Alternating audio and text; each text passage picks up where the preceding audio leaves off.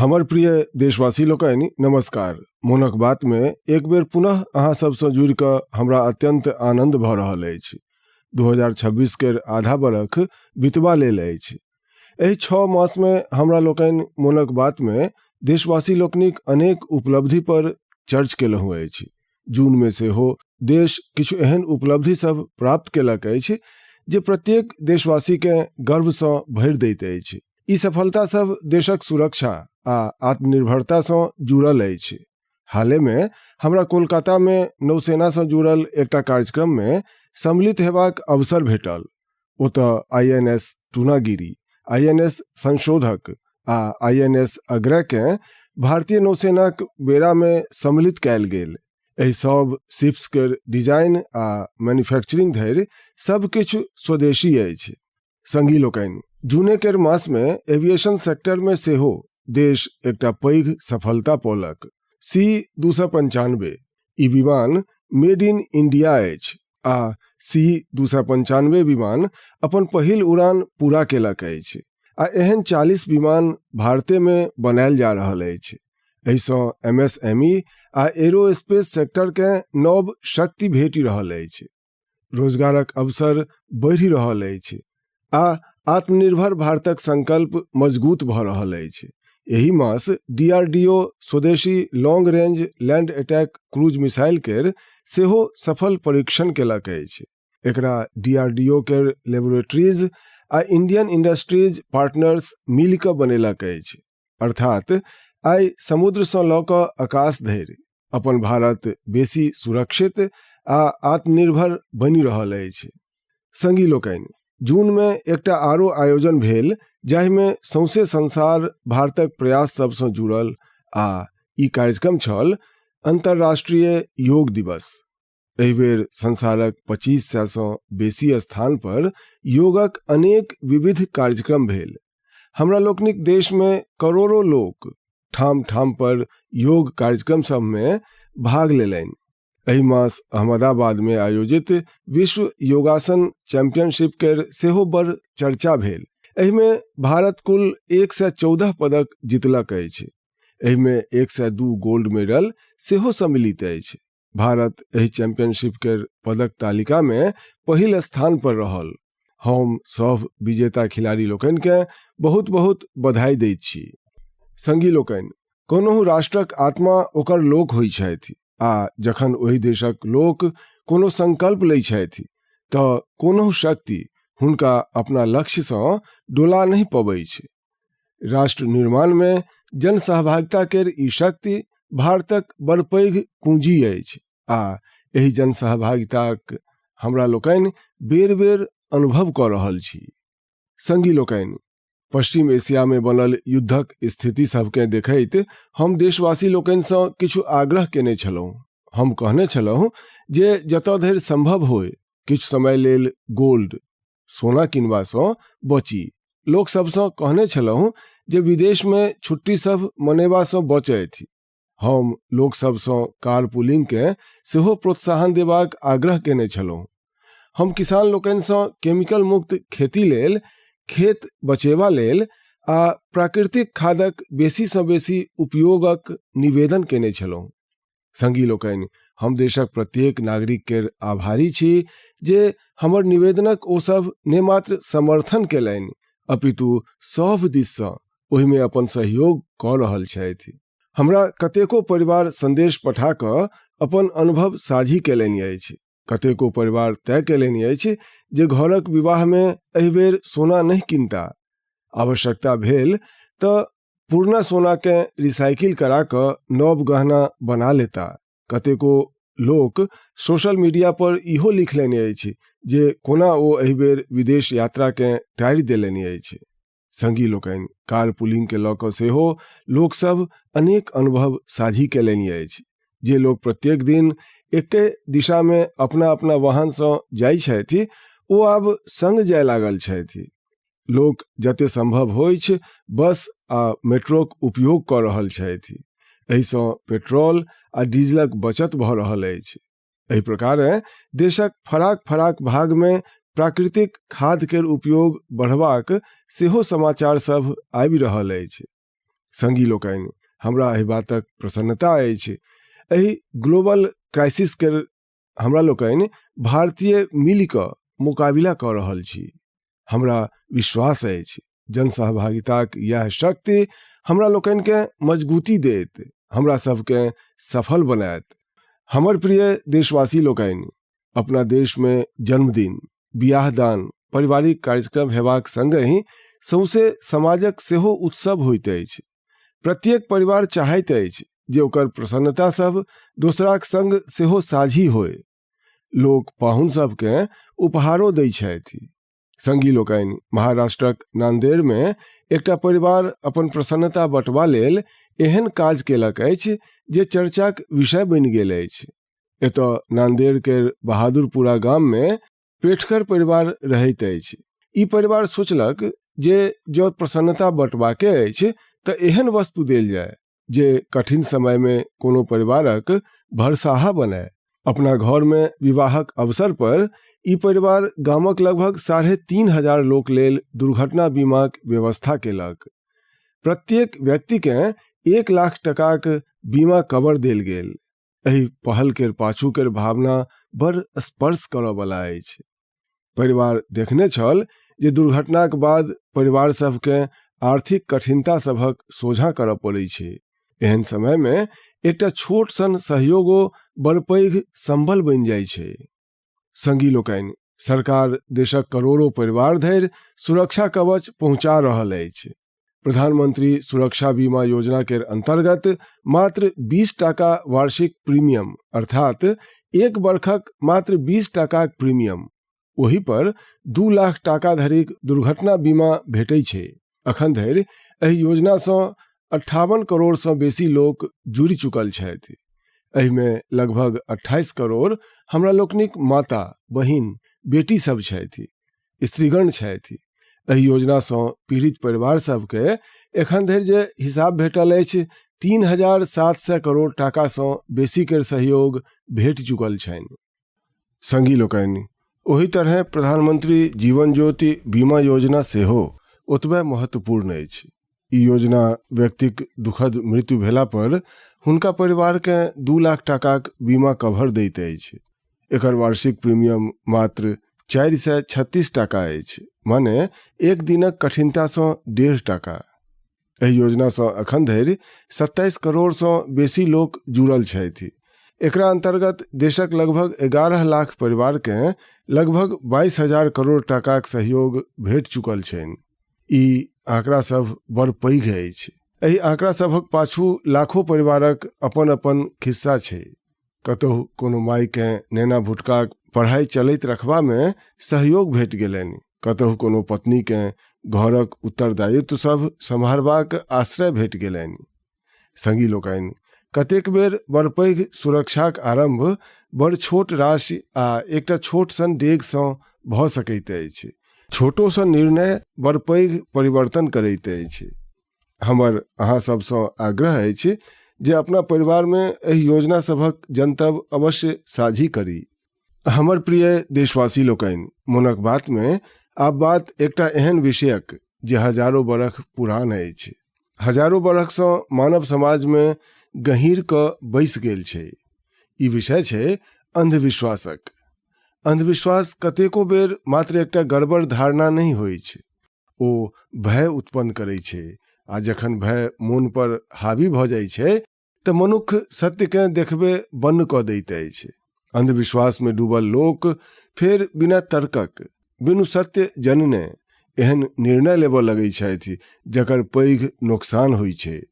ओतहि समाज में एहनो लोक होइ छथि जे विज्ञान, अनुभव आ तर्कक आधार पर ओहि धारणा सबके चुनौती दै छथि। अंधविश्वास सँ विश्वास धरिक ई यात्रा सहज नहीं होइ छै। आ आइ हम एकटा सफल यात्रा दऽ अहाँके अवश्य जनतब देबऽ चाहै छी। संगी लोकनि, असम में एकटा चिड़ै भेटै छै। ओहि चिड़ै के नाम छै हरगिला। हरगिला एकटा दुर्लभ पक्षी अछि। ई प्रकृति के स्वच्छ रखबा में महत्वपूर्ण भूमिका निभाइत अछि। मुदा असम के किछु क्षेत्र में लम्बा समय धरि एकरा अशुभ मानल जाइ छल।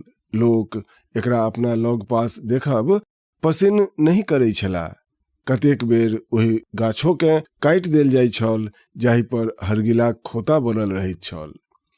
सोचू, एकटा एहन चिड़ै जे पर्यावरणक सफाई में सहयोग करैत अछि, वह हरगिला लोकसभक डर केर शिकार बनि गेल छल। एही क्रम में जीव वैज्ञानिक पूर्णिमा देवी बर्मन ई सब देखलनि। ओ लोकसभक मोन में बैसल गड़बड़ धारणा के बदलबाक संकल्प लेलनि।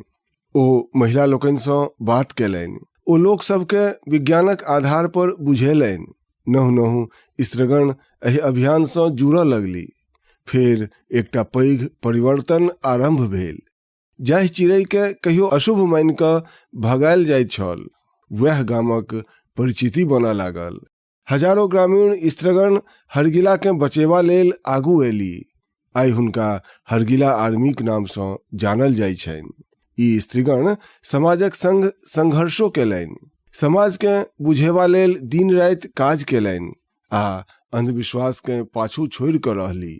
ओ देखेलनि अछि, जखन सही जनतब पहुँचायल जाइ छै तऽ बरखो पुरान सोचो बदलि सकै छै। संगी लोकनि, हम अक्सर कहै छी, जे खेलाइत अछि ओ खिलैत अछि। आइ देश में एहन युवा लोकनिक संख्या बड़ तीव्रता सँ बढ़ि रहल अछि जे खेलियो रहल छथि आ खिलियो रहल छथि। पहिने के तुलना में अब कतेको बेसी युवा खेल सबके कैरियर के रूप में अपना रहल छथि। हमरा नागालैंडक दूटा एहन प्रयास द जनतब भेटल अछि जे बड़ रोचक अछि। पहिल प्रयास अछि नागालैंड बेबी लीग। नाम सुनि कऽ अहाँके अवश्य लागल हैत ई बड़ छोट नेना सभक कोनो साधारण लीग हैत, मुदा एहन नहीं अछि। ई 5 सँ 10-12 वर्षक वयस केर छोट छोट नेना, फूल सँ नेना सभक एकटा असाधारण लीग अछि। आ एहि नेना भुटका लोकनिक फुटबॉल खिलाड़ी सभक एकटा एहन लीग अछि जे हुनका सभक गतिकेँ आ प्रतिभा लेल हुनका प्रेरित सेहो करैत अछि आ हुनकर परिचिति सेहो बनबैत अछि। एकर आरंभ नागालैंडक बेसी सँ बेसी नेना लोकनि के फुटबॉल सँ जोड़बा लेल भेल छल। 5 सँ 12 बरख धरिक बालक आ बालिका लोकनि एहि में भाग लऽ सकैत छथि। ई लीग आब अपन 3 बरख पूरा कऽ चुकल अछि। एहि लीग केर नेना सभक मोन पर बड़ नीक प्रभाव पड़ल अछि। संगी लोकनि, नागालैंड में एकटा आरो नीक प्रयास भऽ रहल अछि। एकर नाम अछि नागालैंड वुमेन फुटसल लीग। भऽ सकैत अछि अहाँ लेल फुटसल एकटा नव नाम हैत। हम अहाँके कहै छी, फुटसल के इंडोर फुटबॉलो कहल जाइ छै। एहि में एकटा टीम में मात्र 5 खिलाड़ी होइत छथि। खेलक मैदानो फुटबॉलक मैदान सँ बड़ छोट होइत अछि। एहि कारणे खिलाड़ी सबके तीव्रता सँ निर्णय लेबऽ पड़ै छनि। हुनका अपन टेक्निक आ स्किल केर उत्तम उपयोग करऽ पड़ै छनि। नागालैंडक वुमेन फुटसल लीग हमरा लोकनिक बेटी सबके अपन प्रतिभा देखेबाक नीक अवसर दऽ रहल अछि। हम एहन पहल सब लेल नागालैंडक लोक सभक प्रशंसा करै छी। एहन प्रयास देशक आन भाग सबके सेहो प्रेरणा दैत अछि। संगी लोकनि, ई टेक्नोलॉजीक युग अछि। प्रत्येक दिन नव रिसर्च भऽ रहल अछि, नव नव AI इनोवेशंस सोझा आबि रहल अछि। एहि दौर में एकटा प्रश्न बड़ महत्वपूर्ण अछि, लोक सभक क्रिएटिविटी के कोना बचेने राखल जाय। नव टेक्नोलॉजीक संग आगू बढ़ैत हमरा लोकनि अपना जड़ि सँ कोना जुड़ल रही। एहि प्रश्न सभक समाधान तकलक अछि नालंदा विश्वविद्यालय। हजारों बरख पुरान हमरा लोकनिक नालंदा विश्वविद्यालय आब नव अवतारक रूप में भारतक भाग्य बढ़ा रहल अछि। 2 बरख पहिने हमरा नालंदा विश्वविद्यालयक नव परिसरक लोकार्पणक अवसर भेटल छल। नालंदा विश्वविद्यालय शास्त्रार्थक हमरा लोकनिक प्राचीन परंपरा के फेर सँ जीवंत केलक अछि। शास्त्रार्थ मात्र अपन बात रखबाक माध्यम नहीं अछि। ई वाद संवाद आ मंथनक एकटा अनुशासित प्रक्रिया अछि। एहि में तर्कक संग, तथ्यक संग अपन बात कहब बड़ आवश्यक होइत अछि आ ओहि में अहाँके प्रवीणता हेबाक चाही। दोसराक विचारकेँ धैर्यसँ सुनबाक आ बुझबाक पाठ सेहो एहि शास्त्रार्थक प्रक्रियासँ भेटैत अछि। हमरा प्रसन्नता अछि जे नालंदा विश्वविद्यालय एकरा अपन दीक्षांत समारोहक भाग बनेलक। एहिमे भाग लेनिहार लगभग आधा स्टूडेंट्स अन्य देशसँ आयल छलाह। एकटा प्राचीन परंपराकेँ आजुक समयसँ जोड़बाक ई प्रयास बड़ प्रशंसनीय अछि। हम एहि लेल नालंदा विश्वविद्यालयकेँ बहुत बहुत बधाई दैत छी। हम देशक आन विश्वविद्यालयसँ सेहो आग्रह करब जे ओ एहन पहल पर विचार करय। संगी लोकनि, जड़िसँ जुड़ल रहि कऽ युवा लोकनिकेँ नव टेक्नोलॉजी लेल तैयार करबाक एकटा आरो नीक प्रयास भऽ रहल अछि। दिल्ली में स्थित central Sanskrit university artificial intelligence आ डाटा साइंस में बीटेक प्रोग्राम आरंभ करऽ जा रहल अछि। ई आधुनिक टेक्नोलॉजी के भारतक पारंपरिक ज्ञान सँ जोड़बाक दिशा में एकटा महत्वपूर्ण डेग अछि। एहिसँ भारतीय भाषा सब लेल नव एआई टूल्स तैयार करबा में सहयोग भेटत। हमरा लोकनिक प्राचीन ग्रंथ सब आ पांडुलिपि सबके डिजिटल रूप में संरक्षित करबाक काज के सेहो नव गति भेटत। हम सेंट्रल संस्कृत यूनिवर्सिटी के एहि प्रयास लेल बहुत बहुत शुभकामना दै छी। संगी लोकनि, आइ भारतीय संस्कृति संसारक फराक फराक हिस्सा धरि पहुँचि रहल अछि। हमरा लोकनिक गीत, संगीत आ आध्यात्म के संसार भरिक लोक जानि रहल छथि आ अपना रहल छथि। भारत सँ हजारों किलोमीटर दूर कैरेबियन सागर में डोमिनिकन रिपब्लिक नामक एकटा देश अछि। ओतऽ भारतीय केर संख्या लगभग 100 अछि, प्रायः एहू सँ कम हैत। एकर बादो भारतीय संस्कृति आ अध्यात्म सँ जुड़ल एकटा बड़ नीक प्रयास ओतऽ भऽ रहल अछि। ओतऽ स्पेनिश बजनिहार किछु लोक एकटा टीम बनेलनि अछि। एहि टीम केर नाम अछि ब्रह्मकमल डोमिनिकाना। टीमक सदस्य मिलिकऽ वैदिक साहित्यक अध्ययन करैत छथि। ओ लोकनि वैदिक मंत्र सभक उच्चारणो सीखि रहल छथि। हुनका एकर कोनो फॉर्मल ट्रेनिंग नहीं भेटलनि अछि, मुदा ओ ऑडियो रिकॉर्डिंग्स सुनि कऽ वैदिक मंत्र सभक ठीक उच्चारण सिखलनि अछि। आइ ओ सब कतेको मंत्रक बड़ नीक जकाँ जाप कऽ लै छथि। एहिमे पुरुष सूक्तम, श्री सूक्तम, श्री रुद्रम, दुर्गा सूक्तम आ देवी महात्म्य सम्मिलित अछि। भारत सँ एते दूर रहि कऽ हमरा लोकनिक परंपरा सबके सिखबाक हुनका लोकनिक ई प्रयास बड़ प्रेरक अछि। हम ब्रह्मकमल डोमिनिकाना ओतऽ केर सब सदस्यके हुनका लोकनिक प्रयास सब लेल शुभकामना दै छी। हम एहन सब लोकक हृदय सँ प्रशंसा करै छी जे भारतीय संस्कृति के संसार भरि में लोकप्रिय बनेबा लेल निरंतर प्रयास कऽ रहल छथि। हमर प्रिय देशवासी लोकनि, मेघालय केर परिचिति मेघ सँ छै, सुंदर परिदृश्य सब सँ छै। जे मेघालय जाइ छथि हुनका ओहिठामक लोक सभक अपनत्व लम्बा समय धरि मोन रहै छनि। मुदा मेघालय केर एकटा आरो विशेषता अछि जकर हम आइ मोनक बात में अहाँ सँ चर्च करऽ चाहै छी। ई अछि मेघालय केर रूट ब्रिज। बाट वाला रूट नहीं, जड़ी वाला रूट। एहि रूट ब्रिज सभक खिस्सा बड़ रोचक अछि। ई ब्रिज किछु दिन वा किछु बरख में नहीं बनै छै। एकरा तैयार हेबा में कतेको दशक लगै छै। रबर केर गाछ सभक जड़ के नहु नहु दिशा देल जाइ छै। एहि जड़ सबके जलधारा सभक पार लऽ जायल जाइ छै।